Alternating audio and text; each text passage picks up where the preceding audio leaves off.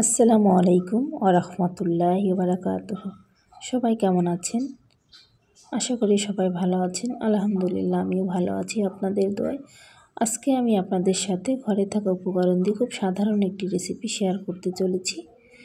দেখুন আমি এখানে একটি ডিম নিয়েছি এবং বেগুনগুলো আমি ছোট ছোট লম্বা সাইজ করে কেটে নিয়েছি।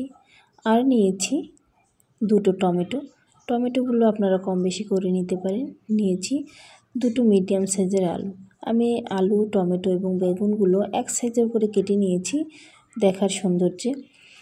আপনাদের যদি রেসিপিটি ভালো লেগে থাকে অবশ্যই কিন্তু কমেন্টে জানাবেন। চলুন কথা না বাড়িয়ে মূল রেসিপিতে চলে যাই। আমি প্রথমে একটু পরিমাণ মতন তেল দিয়েছি 1 চা চামচ লবণ এবং 1 চা চামচেরও কম মরিচ গুঁড়ো, দিয়ে দিচ্ছি 1/2 চা চামচ হলুদ গুঁড়ো। আমি এই হলুদ মরিচের গুঁড়ো এবং লবণটি তেলের সাথে একটু ভালোভাবে মিক্সড করে নিব। এক্ষেত্রে চুলার জালটি অবশ্যই আপনারা মিডিয়াম জালে রাখবেন। আমি কেটে রাখা বেগুনগুলো খুব সুন্দর করে কেটে নিয়েছি লম্বা লম্বা সাইজ করে। আপনারা চাইলে আপনাদের ইচ্ছা মতো সাইজ করে কেটে নিতে পারেন। আমার কাছে এটাই ভালো লেগেছে তাই আমি এইভাবে কেটে নিয়েছি। বেশি লাড়চাড়া করে ভেঙে ফেলার দরকার নেই। বেগুনগুলো খুব আলতোভাবে একটু জালটা এই ক্ষেত্রে বাড়িয়ে দেবেন চুলার। আর চুলার জাল যদি কমিয়ে রাখেন তাহলে আপনাদের বেগুন ভাজাটি একদমই ঠিক হবে না। যেহেতু এখানে অনেকগুলো বেগুন আমি দিয়ে দিয়েছি, আমি চুলার জালটি মোটামুটি হাইও না এবং লোও না, মিডিয়ামের থেকে একটু বেশি তাপে রেখে আমি বেগুনগুলো সুন্দরভাবে ভেজে নিয়েছি।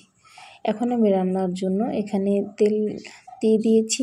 আপনারা আপনাদের রান্না অনুযায়ী তেল ব্যবহার করতে পারেন। দিয়েছি 3টি পেঁয়াজ কুচি এবং দিয়ে দিচ্ছি একটি রসুন কুচি, আর দিয়ে দিচ্ছি কয়েকটি কাঁচামরিচ আপনারা পরিমাণ মতো দিয়ে দিতে পারেন, ঝাল যে পরিমাণের খান, এবং আপনাদের তরকারিটা বুঝে দিতে পারেন। যতটুকু পরিমাণে তরকারি রান্না করবেন ততটুকু পরিমাণে মশলা আপনারা বুঝে ব্যবহার করবেন। দেখুন আমি মরিচ, পেঁয়াজ এবং রসুনটি খুব ভালোভাবে ভেজে নিয়েছি এবং এখানে দিয়ে দিয়েছি সামান্য পরিমাণের পানি যেন আমার মশলাটি পুড়ে না যায়। দিয়ে দিলাম 1 চা চামচ লবণ এবং 1/2 চা চামচ হলুদ গুঁড়া, দিয়ে আবার আমি মশলাগুলো একসাথে ভেজে নিব। মশলার মধ্যে মশলা দিলে যে একটা কাঁচা ঘ্রাণ থাকে সেটা আর থাকবে না। দিয়ে দিব এখানে কেটে রাখা টমেটোগুলো দিয়ে আমি একটু খুব ভালোভাবে নাড়াচাড়া করে নেব। তারপর দিয়ে দিচ্ছি কেটে রাখা সে আলু কুচিগুলো। আমি আলু কুচিগুলো টমেটো এবং মশলার সাথে খুব ভালোভাবে ভেজে নেব। আলুটি অবশ্যই চেষ্টা করবেন খুব ভালোভাবে একটু ভেজে নেওয়ার জন্য, তাহলে আপনাদের যে রান্নার স্বাদটা খুব ভালো হবে।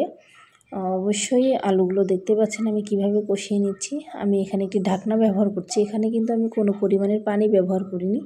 আমি আপনাদেরকে ঢাকনাটা খুলে দেখাচ্ছি। দেখুন আমি কিন্তু এখানে কোনো 1 ফোঁটা পানিও ব্যবহার করিনি। মিডিয়াম জালে রেখে, মিডিয়ামের থেকে কম, লোয়ের থেকে একটু বেশি চুলার জাল বাড়িয়ে আমি ঢাকনা দিয়ে আমি আলু এবং টমেটোটি সিদ্ধ করে নিলাম এবং এখন দিয়ে দিব ভেজে রাখা বেগুনগুলো। ভেজে রাখা বেগুন, আলু, টমেটো আমি খুব আলতোভাবে নাড়াচাড়া করব। বেগুনগুলো একবারে আমি ভেঙে ফেলবো না, দেখতেও সুন্দর লাগবে রান্নাটি, এই জন্য আমি খুব আলতোভাবে নাড়াচাড়া করে নিচ্ছি। দেখুন আমার বেগুন, আলু এবং টমেটোর রেসিপিটি কত সুন্দর হয়েছে। আমি আবারও একটি ঢাকনা দিয়ে আরও কিছুক্ষণ জাল করে নিব। দেখুন আমি কিন্তু এখানে পানি ব্যবহার না করা সত্ত্বেও আমার সবজিগুলো সিদ্ধ হয়ে গিয়েছে এবং খুব ঝরঝরে। এটি গরম ভাতের সাথে আসলে এটির তুলনাই হয় না। আপনারা যারা এই রেসিপিটা নতুন দেখছেন অবশ্যই একবার হলেও ট্রাই করবেন, নতুনদের জন্য বলছি।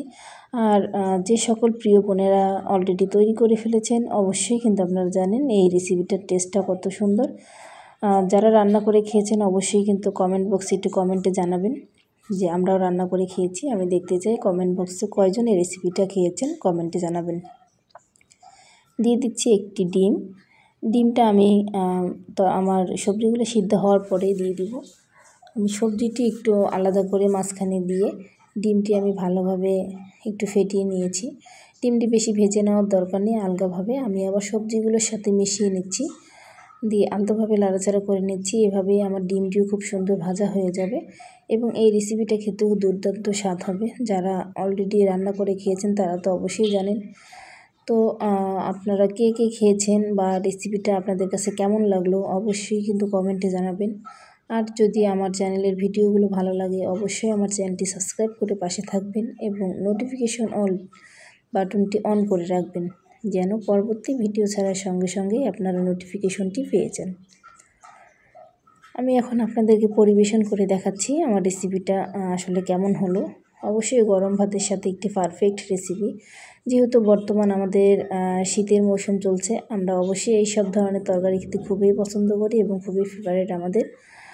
তো সবাই দোয়া করবেন, পাশে থাকবেন এবং আমার চ্যানেলের ভিডিওগুলো দেখবেন। অবশ্যই ভিডিও দেখার শুরুতে একটি লাইক এবং একটি কমেন্ট করে পাশে থাকবেন, কারণ আপনাদের একটি লাইক এবং একটি কমেন্ট আরও 5 জন বন্ধুদের কাছে আমার ভিডিওটি শেয়ার করার জন্য সহযোগিতা করবে। তো বন্ধুরা সবাই ভালো থাকবেন, সুস্থ থাকবেন, আমার চ্যানেলের ভিডিওগুলো দেখবেন। আসসালামু আলাইকুম।